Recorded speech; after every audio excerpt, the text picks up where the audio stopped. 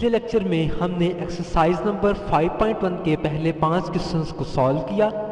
इस लेक्चर में हम नेक्स्ट 5 क्वेश्चंस को सॉल्व करेंगे। क्वेश्चन नंबर 6 से स्टार्ट लेते हैं। 6 is all the questions are resolve the following fractions into partial fractions. Question number 6 में हमारे पास जो फ्रैक्शन दिया गया है वो है x over x minus a into x minus b into x minus c solve करते हैं। सबसे पहला स्टेप तो ये होता है कि हम इसके जो पार्शियल फ्रैक्शंस हैं उनको सपोज कर लेते हैं कि x over x minus a into x minus b into x minus c it has partial fractions a over x minus a plus b over x minus b plus c over x minus c. Then हम इसके एक equation की form में लेके आते हैं।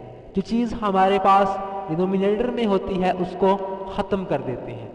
अगर हम इक्वेशन की दोनों साइड्स को मल्टीप्लाई करते इस टर्म x माइनस ए into x minus B into x minus C के साथ, तो हमारे पास सारी जो इक्वेशन है उसमें डिनोमिनेटर खत्म हो जाएगा। सो मल्टीप्लाइंग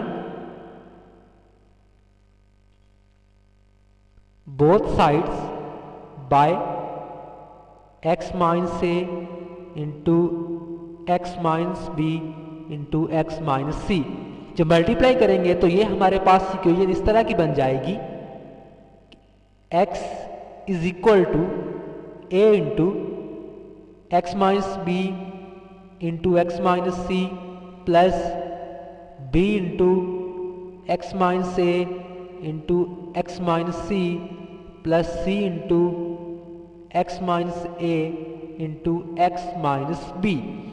अब इस इक्वेशन में से हमने a, b और c की जो वैल्यूज हैं वो फाइंड करनी है। जब हमने वैल्यू फाइंड करनी होगी a की, तो जो चीज़ें हमारे पास b और c के साथ मल्टीप्लाई हो रही हैं उनको हमने ख़त्म कर देना। यानी कि हमने जब a की वैल्यू फाइंड करनी है तो इस b और c को ख़त्म कर देना है।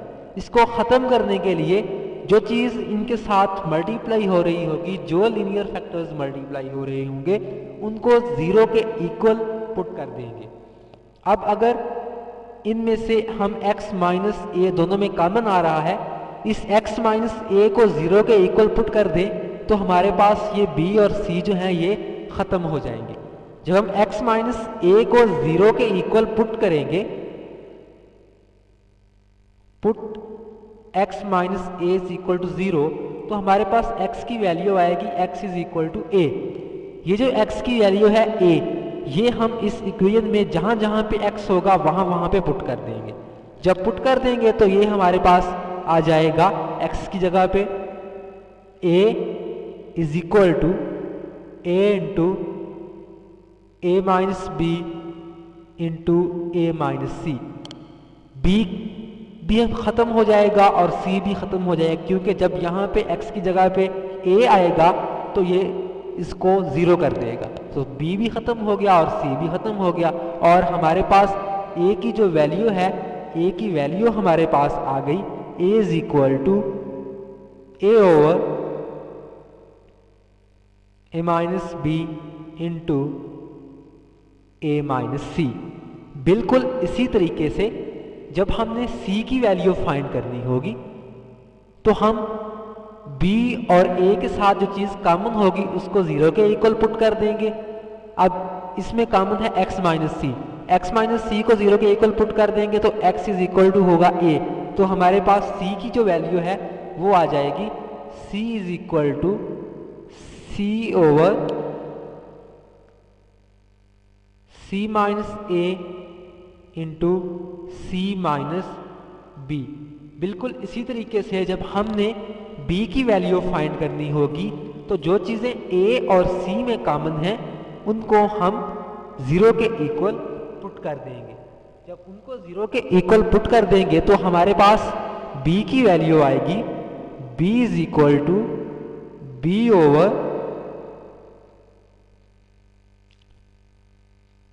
b माइनस ए इंटू b माइनस सी। तो ये हमारे पास वैल्यूज आ गई हैं पार्शियल फ्रैक्शंस की। इनको हम ए बी और सी की जगह पे पुट कर देंगे तो हमारे पास आंसर आ जाएगा। Next is the question number 7। Question number 7 में हमारे पास जो फ्रैक्शन दिया गया है वो है 6x cube plus 5x square minus 7 divided bye 2x square minus x square minus 1। अब अगर हम इस फ्रैक्शन को देखें तो इसमें हमारे पास जो न्यूमिनेटर की डिग्री है वो ग्रेटर है फ्रॉम डिनोमिनेटर, तो ये हमारे पास इम्प्रॉपर फ्रैक्शन है। सबसे पहले हम इसको डिवीजन के जरिए प्रॉपर फ्रैक्शन बनाएंगे। जब हम एक्चुअल डिवीजन करेंगे कि 6x cube plus 5x square minus 7 को डिवाइड करेंगे 2x square minus x minus 1 के साथ, तो ये हमें रिजल्ट देगा 3x plus 4 plus 7x minus 3 divided by, इसके फ्रैक्शंस बना लें तो ये हो जाएंगे 2x plus 1 into x minus 1। ये अब एक्चुअल डिवीजन जो है ये आप खुद करेंगे और आप देखेंगे कि जब आप डिवीजन करेंगे तो उसके बाद आपके पास ये रिजल्ट आता है। अब ये हमारे पास जो है वो प्रॉपर पार्ट आ गया फ्रैक्शन का, ये वाला। अब हम इसी को रिजॉल्व करेंगे इन पार्शियल फ्रैक्शंस। अब एक्चुअल हमारे पास जो पार्ट है वो है 7x minus 3 divided by 2x plus 1 into x minus 1। इसको अब हमने फ्रैक्शंस में रिजॉल्व करना है। हम सपोज कर लेते हैं कि इसके जो फ्रैक्शंस हैं वो हैं a over 2x plus 1 plus b over x minus 1। Denominator खत्म करने के लिए सारी टर्म्स को हम मल्टीप्लाई कर देंगे बोथ साइड्स को with 2x plus 1 into x minus 1 के साथ।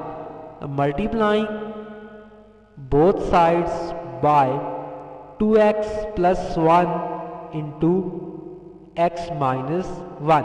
जब मल्टीप्लाई करेंगे तो ये हमारे पास इक्वेशन बन जाएगी 7x minus 3 is equal to a into x minus 1 plus b into 2x plus 1। अब जब हमने a की वैल्यू फाइंड करनी है तो जो चीज b से मल्टीप्लाई हो रही है उसको 0 के इक्वल पुट कर दें। 0 के इक्वल पुट कर देंगे, put 2x plus 1 is equal to 0, तो वहां से हमारे पास x की जो वैल्यू आएगी वो आ जाएगी x is equal to minus 1 by 2। ये जो x is equal to minus 1 by 2 है इसको हम पुट करेंगे इन इक्वेशन 1। जब हम इसको इक्वेशन 1 में पुट करेंगे तो हमारे पास a की जहां जहां पे x होगा वहां वहां पे हम माइनस 1 बाय 2 पुट कर देंगे। यहाँ पे है 7x की जगह पे minus 1 by 2 minus 3 is equal to a into minus 1 by 2 minus 1। जब इसको सॉल्व करेंगे तो हमारे पास a की जो वैल्यू है वो आ जाएगी a is equal to 13 by 3। ये आप कैलकुलेशंस खुद कर लेंगे तो यही आपके पास जो वैल्यू है वो आ जाएगी। नेक्स्ट जब हमने b की वैल्यू फाइंड करनी होगी तो जो चीज़ a से मल्टीप्लाई हो रही है उसको 0 के इक्वल पुट करेंगे। यहाँ पे a से जो मल्टीप्लाई हो रहा है वो है x माइनस 1। जब हम x माइनस 1 को 0 के इक्वल पुट करेंगे तो x इज इक्वल टू 1 आ जाएगा। सो जब हम इक्वेशन नंबर 1 में x की जगह पे 1 पुट करेंगे तो हमारे पास b की वैल्यू आएगी, जो कि हमारे पास आएगी b is equal to 4/3।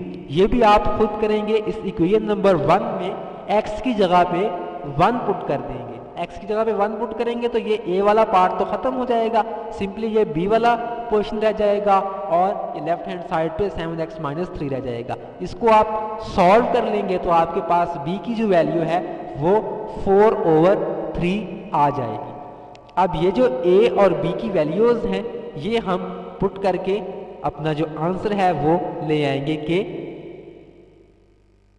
6x³ plus 5x² minus 7 divided by 2x² minus x minus 1 is equal to 3x plus 4 plus a की जगह पे 13/3, 13 ओवर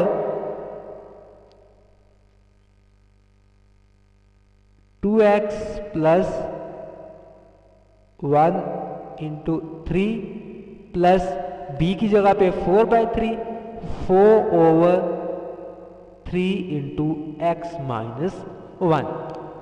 तो ये इसका हमारे पास आंसर आ गया। इसको हमने कैसे सॉल्व किया?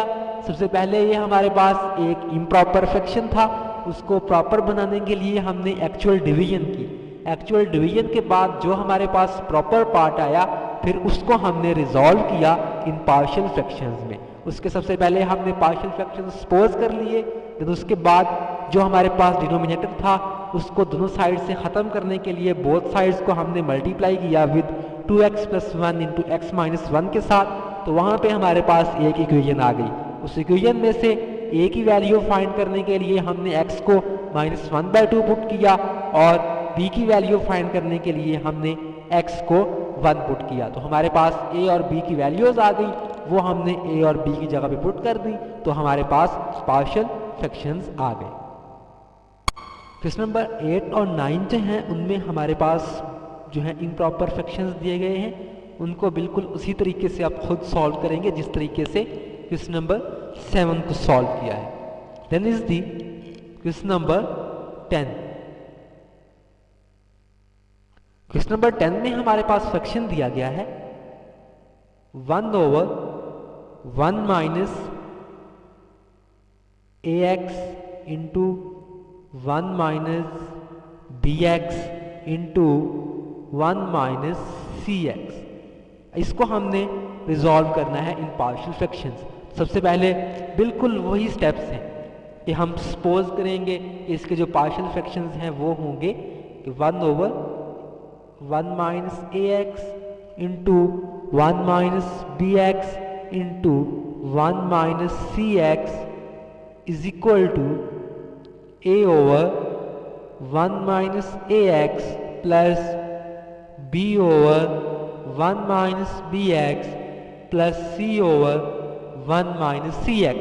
उसके बाद इस डिनोमिनेटर को ख़त्म करने के लिए दोनों साइड्स पे इसको मल्टीप्लाई कर देंगे, तो हमारे पास ये इक्वेशन एक बन जाएगी 1 is equal to a into 1 minus bx into 1 minus cx plus b into 1 minus ax into 1 minus cx plus c into 1 minus ax into 1 minus bx। उसके बाद हमने वैल्यूज फाइंड करनी है a, b और c की।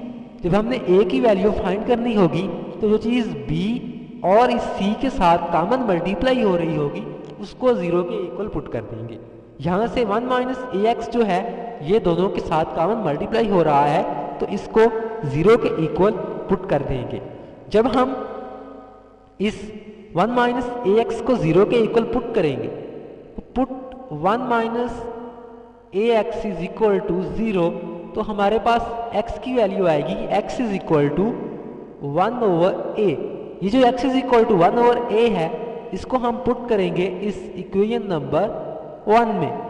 Put x is equal to 1 over a in equation 1। जब x की जगह पे 1/a पुट करेंगे तो हमारे पास a की वैल्यू आ जाएगी a is equal to a square divided bye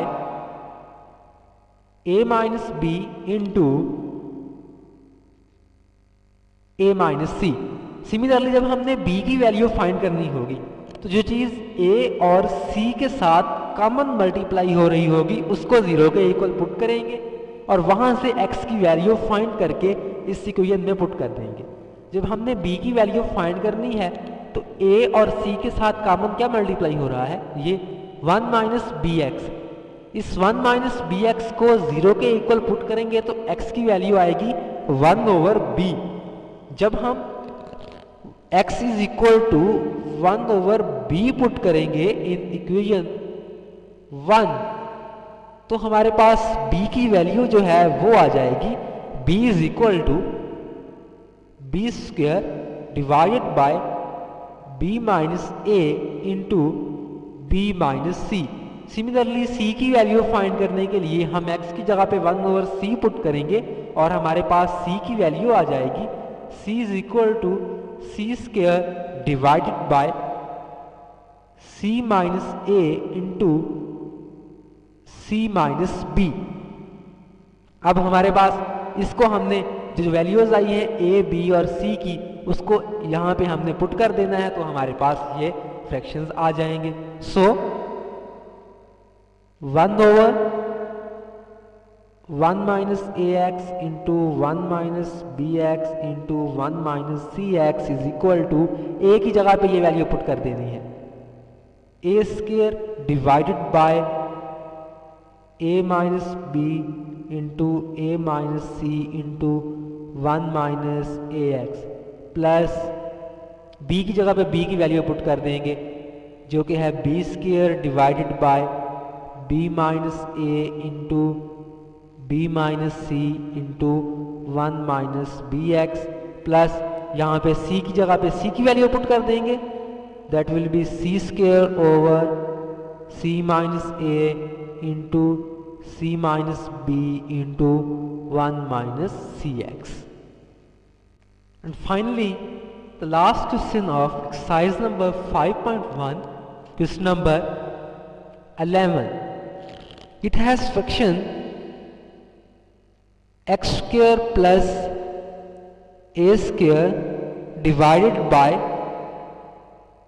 x square plus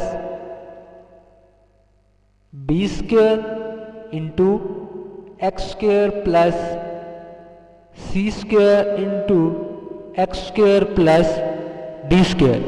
अब ये जो है ये हमारे पास लीनियर नहीं दिया गया, इसमें छोटा सा जो हम एक ट्रिक करेंगे वो ये करेंगे कि इस